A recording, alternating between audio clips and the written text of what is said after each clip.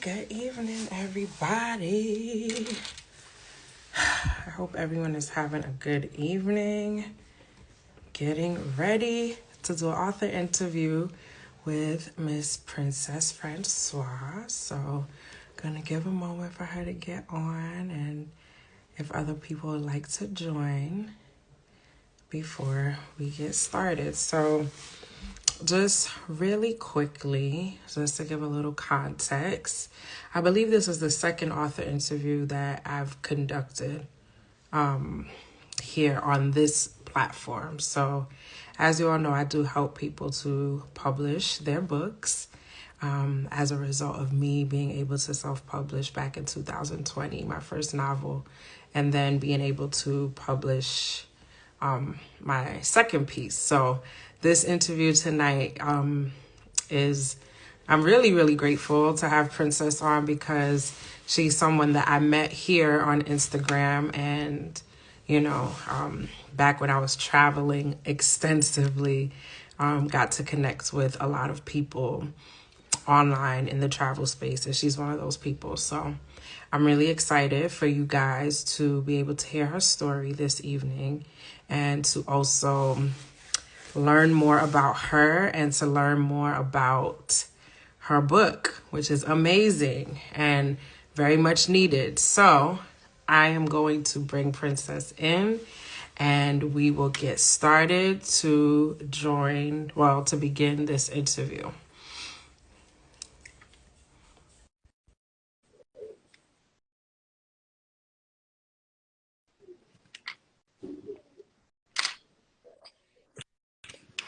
Oh, I gotta move back. Hello.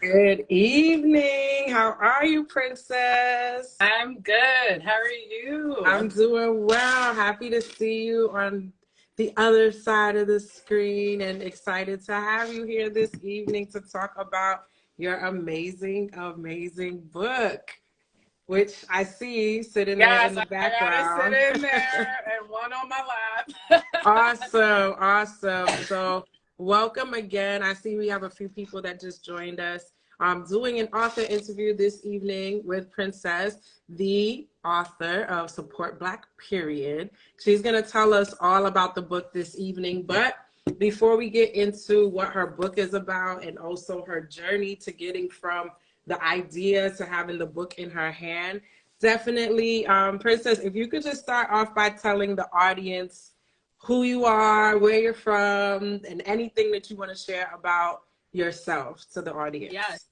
So my name is Princess Francois, but I also go by Franny the Traveler in the virtual space. And my full-time job is a New York executive director of a nonprofit helping first-gen low-income college students. However, I like to always say my part-time job is being a travel blogger and now published author. And so for me, this was definitely a long time coming, but I think it just lined up really well with my brand and what I've been doing with my blog, which I think has been around for like 5 years now, which is crazy to think. Wow. That's amazing. That is amazing. That has been around for 5 years. So can you elaborate a little bit more on that? So you said the book was really on brand with what you blog about and what you talk about. Can you share a little bit what that is? Like, what do you blog about? What's your niche, if you will? Yeah, so my travel blog, I would say it first started as just like travel tips and just sharing my experiences while traveling, but over time it developed into focusing specifically on Black travel. So when I think of Black travel, is thinking about, okay, how are you supporting Black owned businesses as you travel? And then also, what is your experience like traveling while Black? And so I saw so many people just became very interested about that aspect. Mm-hmm. So I decided I wanted to narrow down on that niche since I didn't see much of that out there when I looked at other blogs. Got it. So can I want to ask a question with that. So you said like it started off as one thing and then it just ventured into Black travel. Did it venture into that because of the fact that you saw that there was a void in the content that was put out there?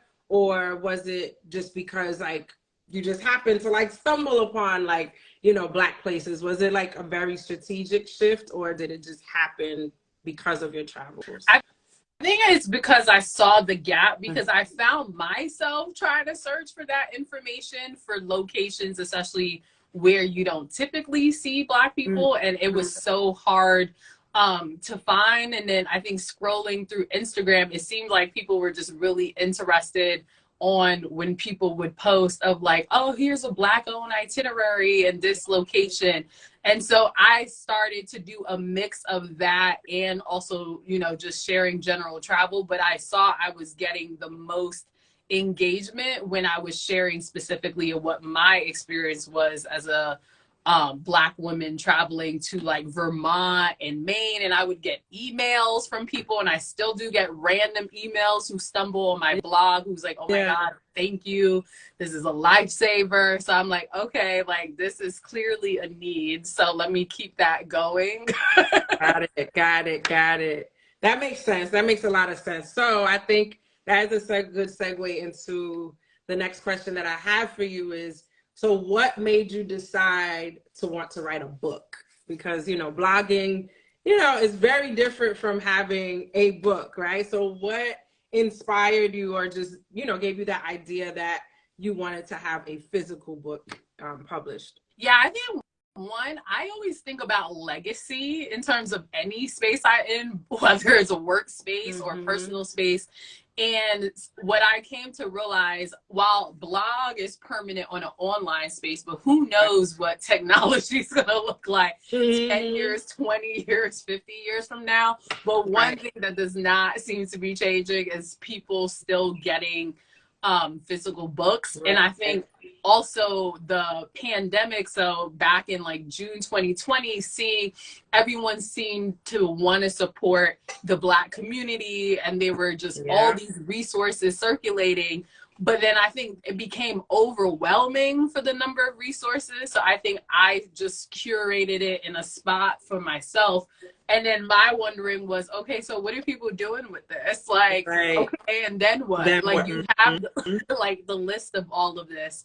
And so I think the educator in me was like, why not educate people on how to take action? Because I think with George Floyd and all that, people are looking for things to do. And so I'm like, okay, I'm just going to eliminate those excuses for you. Like, here's a blueprint on how to support the Black community. So how did you craft this blueprint? Because, you know, I know from my end, you know, having the book and seeing it and going through it, it is very extensive. Like the things you have in there. I mean, yeah, we were seeing a lot of stuff during the pandemic of people putting out like a guide here, a guide there, but you have a lot of comprehensive information in this book. So how did you like put that all together?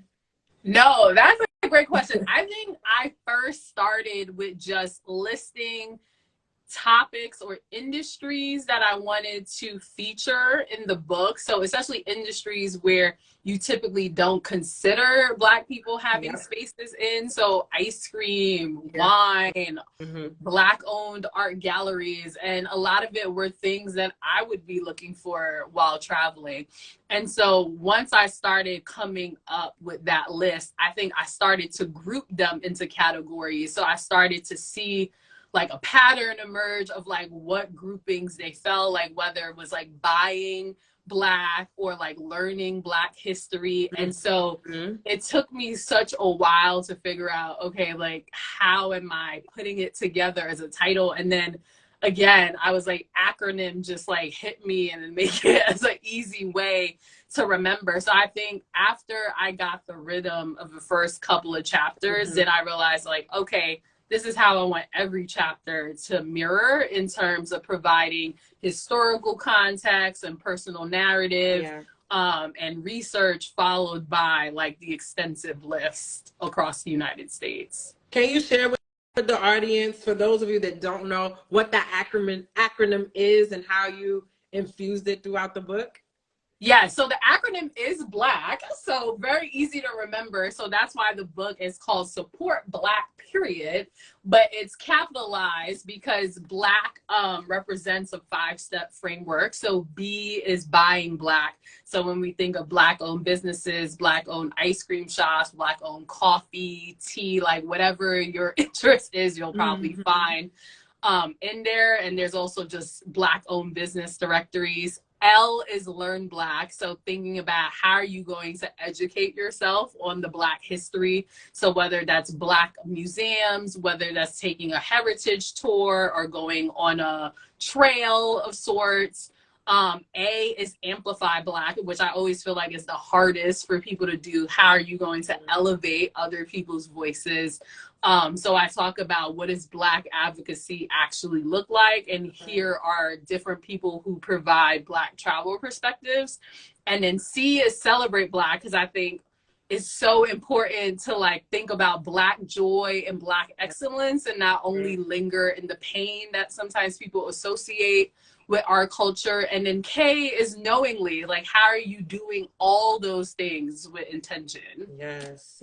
Yes, yes, I love that. So for those of you, again, if you have just joined us, we are live with Princess Francois, the author of Support Black, period, talking about her journey from a blogger to a published author. If you're just joining and you haven't gotten the book, go to Princess's profile and you'll be able to get the link to purchase. All right. So going back to the journey of creating this book, I know you spoke about how you gathered the information, but the actual writing process, I know that, you know, as a publisher, that is a question that I get often from people because that's something that typically publishers do not help with unless you have a ghostwriter. But what was the writing process for you? Like actually going through that process, like did you create a schedule? Like how long did it take you to get all this information and write it? How long did it take from when you said, oh, I want to have a book to actually starting to write it? Like what was that part,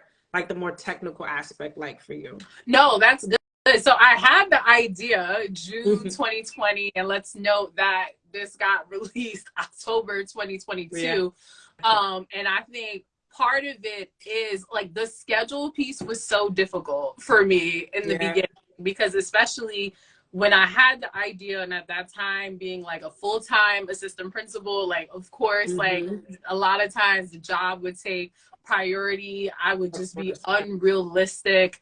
And so part of it was like the beginning of 2022. It was one of those things I only had maybe like 20%, 30% of the book done. Partly is because I was not good in setting up like a weekly schedule to get the book written. I think the good part at that point is I had at least, I think maybe 2-3 chapters written, and I started to have like the layout of what it was going to look like. So it was like, okay, you just need to focus on just like executing it, honestly. And so that's why what I ended up doing is I just signed off completely off social media. And I've taken like a social media break before, but this was like the longest that has ever happened. Like I just for 6 months was just not in the social media space. So having that time that would take to create content or to write blogs, it's like, no, that's going to be used towards writing this book. And so I think it was about February or maybe like January, February, I was like, okay, by May, I'm going to like set myself like May 1st. And then I think I like got it done like a week later after that. And so there would just be times where on the weekend I would just like binge write. Or what I noticed was sometimes it was easier for me to write on my phone, even like from bed, like the parts that related to my personal narrative, and then I would get back on the laptop of like, okay, like here's where you're gonna want to put the research and historical context.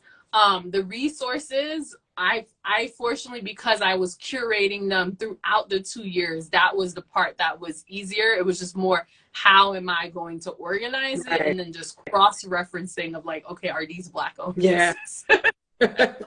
Yeah, and that's a good point, because that was something I think came to light, you know, with the whole George Floyd and people putting things out, is that a lot of things are advertised for Black people, right? Like, I even think about hair products. I think that's a great example, right? We see all these mainstream things and think because they're for us and we're in the commercials, but not really owned by Black Or they people, right? started off owned, and what I discovered is, like, obviously they started making a lot of money, so then it got sold to someone who's then yeah. So that's good. And so again, this book that I hope, if you haven't gotten it, that you do get it, but knowing that the research and the time that Princess put into making sure that she went back and cross-referenced, so that she knows that every single business that is in here is owned currently. Right, because and we hope in the future. I can't control what happens years from now. But currently, at the time of publication, is Black owned, and we hope and pray, you know, that they remain and stay Black owned. So thank you for naming that, because I do believe that that is important. So let's fast forward a little bit, because yes, we know that you took the time. And one thing that I want to say from the other side, like from the publisher's side, is because writing the book, that is probably the longest process, depending on what type of book that you're writing, but especially something like this, an informational text, a nonfiction text, that requires just a lot of time and research and things like that. So I do want to get into like more of the present, because I know that you released this book in November, right? It was November or October? It was October 10th. October 10th. 10, so 10. Okay. Oh, 10/10. Yes. Whew, I'm saying November. These months are all a blur. But and I'm sure that there's been so many things that have happened since then. But before we get to that, let's just talk about, how did you feel when you actually got to hold your book in your hand for the first time? Because I tell people it's very different from seeing your book on a screen versus having it like in your hand, seeing your name on the cover. So can you just talk to the audience about what that felt like for you? It literally, I feel like producing a book in physical copy form is like producing a baby. I know that's like not the same, like what it feels like physically, but it feels like you're holding your baby. Like, I put all this work, I helped create and grow this. And so to see it in physical form, it was a moment of shock. It was a moment of just like realization of like, wow, like I actually manifested this. And to even see the colors in real life, and like all the because it's like the writing process is one thing, but then, as you know, as both an author and publisher, all the work that goes into figuring out the cover and the editing and the format. I was like, oh my gosh, this is like a whole nother deal that happens after. And so I was like, okay, this is like a physical representation of manifestation that has happened. Yes. And yes, there's no greater feeling. Yes, I'm not a mother yet, but I could say it feels like you birthing, it's your book baby, you know? Like I can relate. I understand for sure. So how were you able to generate a buzz and spread the word about your book? Like, what were some things maybe you were doing before, during, even after? Like, can you talk about that, like getting the word out about your book? Yeah, so I would say it was a combination of things I've done, and then also you had the marketing person, Ernest, that you like connected me with, that was super helpful. So I think on my end, I realized I had to think about what my social media strategy was leading up to the book. So I tried to at least have a month or so where my page specifically focused on promoting the book. And I think using your like strategy was a perfect example of like helping me through that. We also had gotten on a call. So, there were things that I had not like considered, just like beyond like social media to consider as well. And then even currently, because part of it, it's one thing to have the book published and all the advertising leading up to it, but then how do you keep it up in the forefront of people's mind is a thing that I'm realizing, like that's, and so trying to reference in the caption the book literally all the time of like, this post connects to this chapter of the book, or doing more IG lives. Like, I will admit, I was not a big person before this, and so with the marketing person, like having that I guess publishing day, social media day of sorts, and having that like scheduled amount of people, of different people, from people I would have never been connected with, I think has been super helpful. And so that's why I'm trying to also do IG lives consistently at least once a month as I feature a new location. So I try to make everything tied together, like the blog directly connects to the social media, connects to the book, like it just all relates to each other. Just dropped a gem right there, guys. That's marketing 101. Bring it back to that thing, right? That you want to talk about. So I guess that's a really good segue into my next question. Like, what opportunities have, you know, opened up as a result of you talking about the book and having it published? And I'm sure, you know, going live and being on other platforms. Like, can you speak a little bit to, you know, any doors that have opened up, or just things that have manifested as a result of you publishing your book? Yeah, I think in terms of, so one, I would say, I think it's leading to more stuff to like 2023. So I think part of it is also just being patient on like how long it takes. And so since this is, I guess, a little more than 2 months now, I think in the works is that there'll be like a magazine shoot that's supposed to like happen of like sorts. Or like, you know, pitching to like do like mini interviews for like more local shows or whatever. So things like that. But I think for me, in terms of 2022, it just granted more exposure. Like, it was just like more people that I've never like would have ever connected with before.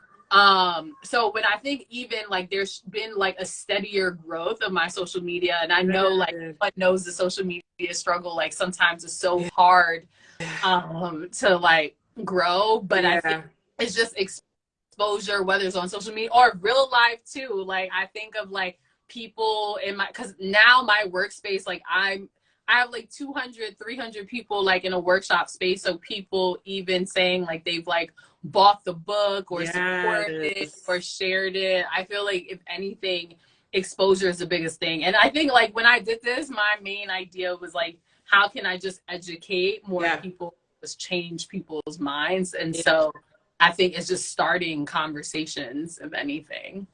Yeah, and I think, you know, I firmly believe this from the depths of my heart. Like, when you're doing something with just like one pure intention behind it, you're going to get other things that you never even imagined, and doors that's going to open because, you know, you remain true to your why, right? Like, you want to educate people because you believe supporting Black, like fundamentally you believe in that.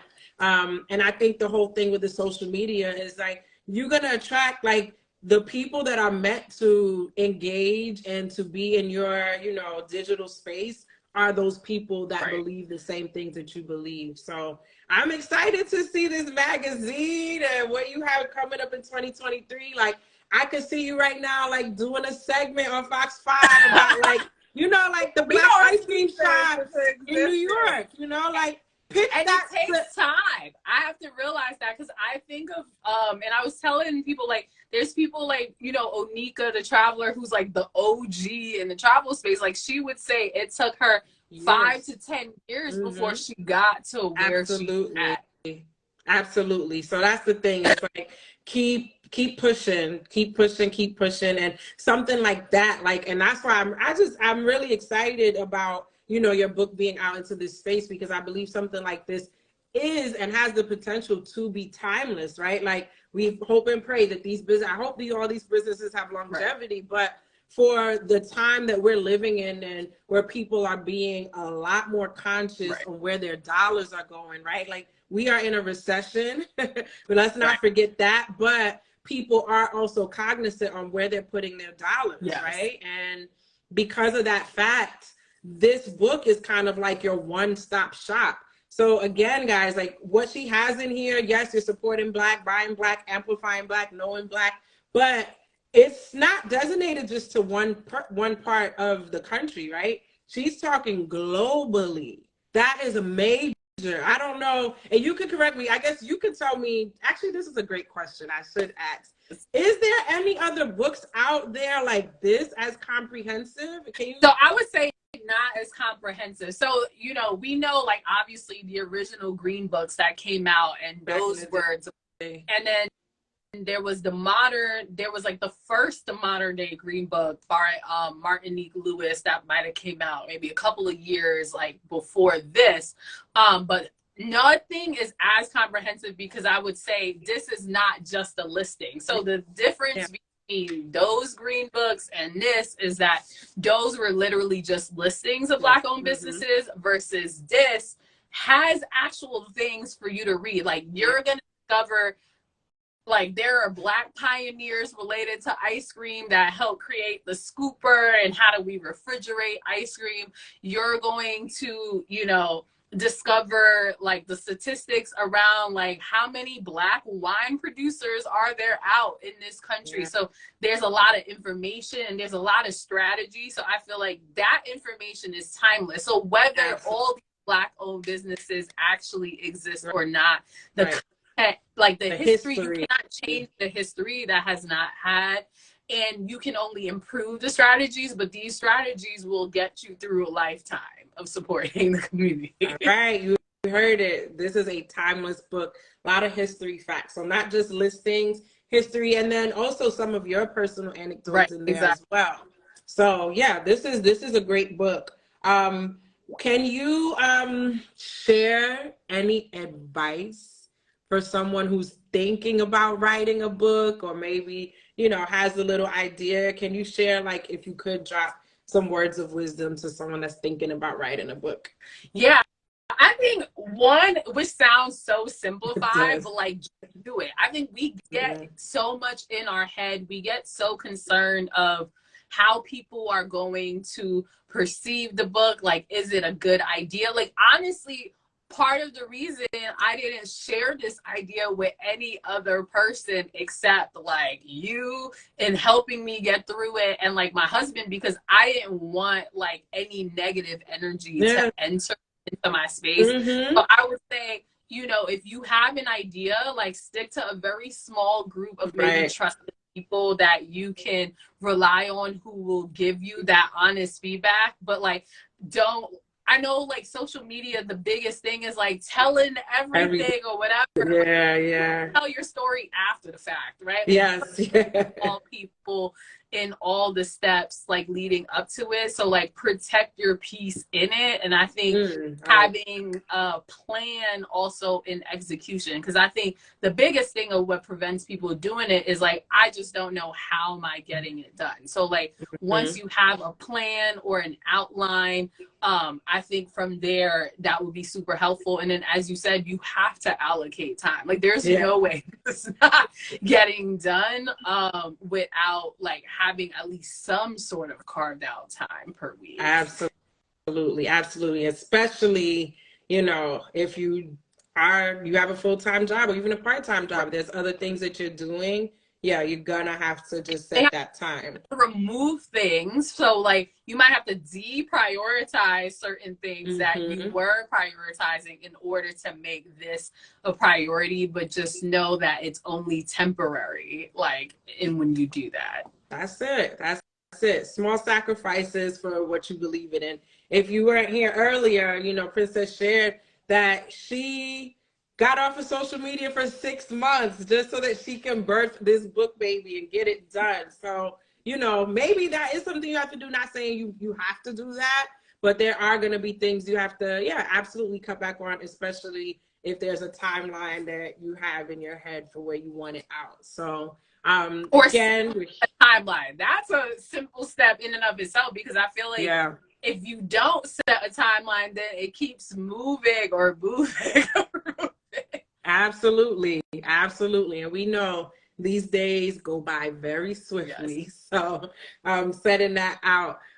So Princess, can you share with the audience, like, I know you mentioned some opportunities that are coming up for you as a result of this book. Do you have plans to maybe write another book or do something else different, like maybe having Support Black Period in a different format or medium? Like, what's next? Oh, that's a good question. I think I definitely have ideas. I don't think it will necessarily happen. Like, it may take a couple of years or so, because I also want to be realistic. Like, I gotta write a whole dissertation at some point, right? Oh yes, yes, so yes. That writing skills to go towards that. Right. However, I think in terms of outline and thinking next steps, when I wrote this, ideas that came to mind was, since this focuses more on like businesses in the United States, like having a global edition, because as I travel internationally, I come across these things too.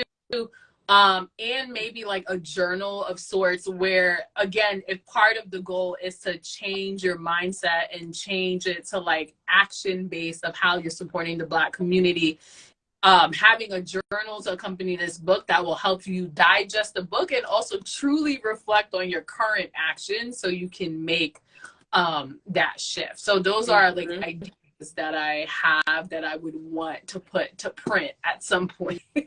Yes, yes. And yes, shout out to you for working on a dissertation in the midst of all the amazing things that you are doing. So can you once again tell people where they can get your book at and how they can stay connected to you from here on out? Yes. So you can find the book, the easiest way is on Amazon. So you can search Support Black Period by Princess Francois. If you also go on my Instagram page, you will be able to find a link that will directly take you there, or my travel blog. And so places where you can find me outside of this is I'm on Instagram as Franny the Traveler. I also am on right there. I'm also on my blog as FrannyTheTraveler.com. I'm also on YouTube as Franny the Traveler. So I like upload my Amplify Black IG Live series that I do once a month, where I interview locals. So it lives in that space too. So check me out. You will just find me a Franny the Traveler across the bridge. Franny the Traveler. Please, please, please get that name in your head. I really believe, I think, and I said this to you, you know, when you reached out to me about the book, like, I believe and know that this book is going to continue to go on and do amazing things, because of your why, of course, but also just because of what is inside of it. Like, it's just an amazing, amazing, amazing piece of work. And I wish you nothing less than the best with where the journey that this book goes, and also to all of your future endeavors, both with the book and the blog, and personally and professionally. So again, thank you for joining. If you're here, this is our author interview with Miss Princess Francois, the author of Support Black Period. You can find her at all places, Franny the Traveler, in case you're interested in buying a book. This Thursday, I actually have an IG Live going. Because I've been featuring Tulsa, I'm going to do an IG Live with a Tulsa local, the official Ray Wilson. And so many gems. So basically, we will go through each aspect of the Support Black through the lens of Tulsa. So that's amazing. Definitely look out for that. And then I will also share and repost that information. So if you have any visuals or whatever, send it and we'll put it on the stories here so that we can keep supporting you. And of course, if anybody is interested in publishing a book, you can definitely reach out to me, Journey with Joe Publishing. Yes, please use her. I actually just wanted to name, like, part of the reason why I chose in publishing was, one, seeing your journey and how transparent you were in publishing the book, but I also was like, it would be hypocritical to not support a Black person that yeah. so to be fully of like, okay, like I take action, like walk the talk and all, I was like, okay, like I knew it was gonna be you for Thank you. And I appreciate that. You know, I'm starting off very small and I have a lot of pots in the kitchen right now, but same like you, I just wanted to be able to help other people out because it was nothing but the pandemic that gave me the time in order to learn this. If that didn't happen, I would have been hiring a publisher as well. So yes, if anybody is interested in an affordable way to get your book out there, I would love to help you. Or if you know anybody that's interested, just send them my way here, Journey with Joe Publishing or Journey with Joe, either one, you'll be able to contact me. So we wish you all a great evening. Again, if you know anybody that's interested even in hearing about Princess's journey, this interview will be up on the page, so you'll be able to see it. Princess, I also share it with you if you want to hold on to it for your records. And yeah, we wish everybody a safe night and also happy holidays to everyone. Please don't forget, if you are not following Franny the Traveler, please follow her now, as she will be going live on Thursday talking about all things Black Tulsa. And we know Tulsa has a lot of rich history for us who are Black, right? So have a good evening. Princess, thank you so much for joining us this evening, and we wish you nothing but the best, all right? Thank you so much, and happy holidays. Happy holidays.